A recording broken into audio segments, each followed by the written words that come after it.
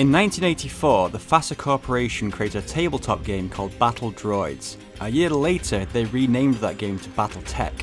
The game itself mainly revolved around mechs, bipedal war machines piloted by humans known as mech warriors.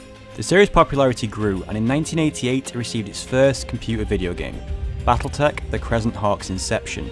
It would not be the last. In 2015, a Kickstarter campaign was launched by studio Harebrained Schemes to fund a new strategy iteration simply titled BattleTech. It was hugely successful, raising almost $2.7 million with a funding goal of only $250,000. Firing all weapons.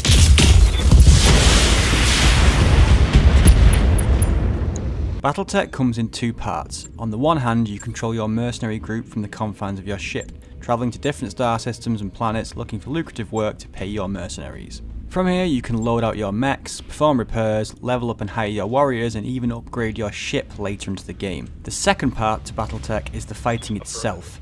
These consist of turn-based battles in a range of different landscapes in which you control 4 mechs known in-game as a lance.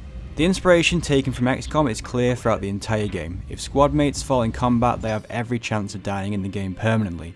If one of your mechs is destroyed beyond recognition, it might well cost you a fortune in repair bills that you lose money on the previous contract if you're not careful. It's these losses that gives a heavy weight to every move you make on the battlefield, and preparation is key. Choosing whether to take less difficult smaller jobs and give new recruits vital experience, or go for a higher payday with the risk of failing, keeps the game tense throughout, but particularly in the early days. At the beginning of the game, money is so tight that every single move could end the entire playthrough. I found myself stressing over money and getting to each monthly payroll a lot more challenging earlier on in the game. This is mainly due to the fact that story missions give you a much higher rewards both monetarily and through salvage than most side contracts, meaning the game pretty much forces your hand into them in the opening few acts, just to stay afloat. This would be a pain but for the fact that story missions are generally a lot more fun than the side ones. In fact, later on in the game this spins the other way, and the game forces you to take a certain amount of side missions just to unlock the next story mission. Unfortunately, this means that once you feel you've grinded enough to have a decent roster, the game makes you grind more through increasingly repetitive scenarios when all you want to do is press on and experience more of the story.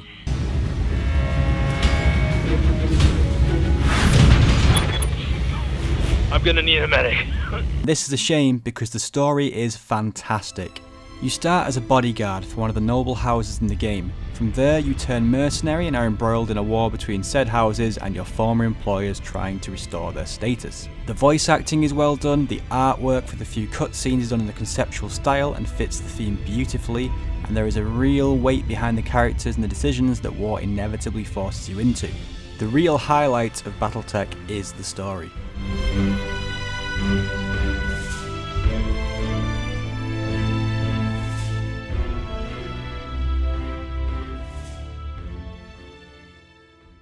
Let's do this.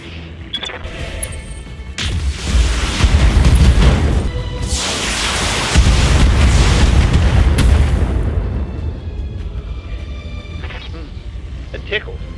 The battles in BattleTech are fortunately more highs than lows.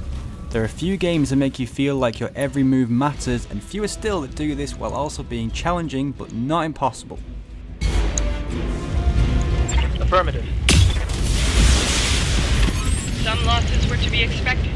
There are a variety of different mechs to fight and choose from. You may prefer lighter, faster mechs that are harder to hit as their evasion increases the further they travel, or larger, bulkier, but ultimately much tougher mechs that can take and give a real beating. Usually it's a mix of it all that gives the best team dynamics however, and it's rare you'll face such mixes, usually just hashing it out against the same groups as the game slowly introduces bigger and bigger targets.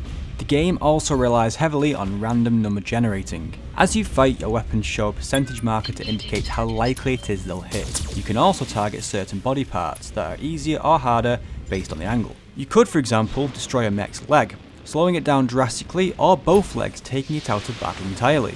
Alternatively, you could take out its arms and major weapons, making it practically useless. Or you can simply go for the head, which is very hard to hit but destroys your mech entirely if you injure the pilot enough. Or the center torso that is easy to hit and destroys its core, but is usually very heavily armoured. It's this system that makes each battle tactically deeper than just a bunch of mechs slugging it out. A well placed shot can turn the tide of battle for both sides. As well as this, your mechs take heat as they use more weapons. The more heat producing weapons you fire, the more likely your mech is to take heat damage or even shut down, leaving you a sitting duck. The environment plays a role too. If you're too hot, stand in water. Standing in forest makes you harder to hit, but also means it's more difficult for you to see and as such hit your opponent. Rocks make you unsteady and give you the potential to be knocked down with a heavy ballistic hit, and certain mineral deposits can play havoc with your targeting computers. Thankfully, the UI on screen is simple enough to understand and makes battles relatively easy to pick up. Different areas are marked with different colours, and hovering over them with your mouse shows what buffs or handicaps you'll have there. Before each battle, you'll also be shown the climate of a battlefield. Polar regions are great for getting rid of heat, whereas moons with little to no atmosphere and deserts are a nightmare to vent heat from. All of these things add up to make a deep enough strategy to keep diehards interested, but isn't too complicated that new players can't pick it up. This is not the case for managing in between battles, however. The game gives little to no actual guidance on running your mercenary group or ship to start with. There are speech options clearly labelled tutorial, but they don't actually show things done, they just tell you in lots of text your options. This can be very overwhelming at first. During my first playthrough, the tutorial was explaining heat and loadouts for mechs. As such, I took a contract in the desert and loaded my mech out with ballistics that don't produce heat in the same way that lasers do. The game will give you an indicator of how many in-game days it can take to change the loadout, but these are usually radically off. For example, the game might tell you it'll take 6 days to change something only for you to accept and suddenly see your mech out of action for 30 days. At the beginning of the game, this can be the end, as you cannot complete contracts with a full lance to make money, as you only have 4 or 5 mechs and warriors. It's quite possible that I'm missing something with this system, but for my entire playthrough I cannot see what it is. Even now, whenever it tells me it takes about 10 days to change something, I just assume it's 40 days.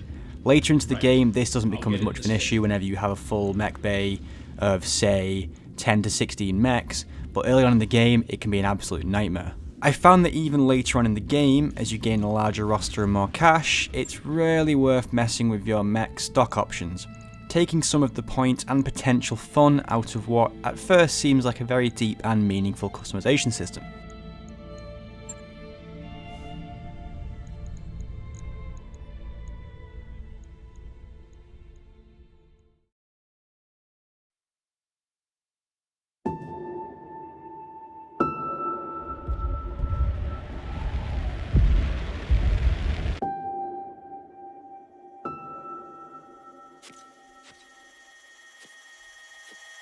Overall, BattleTech is a solid tactical strategy game that will delight fans but may be lost a little on newcomers. It has numerous bugs and performance issues, including a poorly implemented dynamic camera, but its core gameplay is exciting enough to keep people coming back. The side missions can wear you down after a while, particularly as many aren't side missions at all but obligatory for progressing the excellent story. It's your desire to see the next chapter of which truly delivers you through its minor faults. With harebrained schemes having smashed the Kickstarter target, it's quite possible that we'll see more story DLC down the line, and that would certainly not be a bad thing.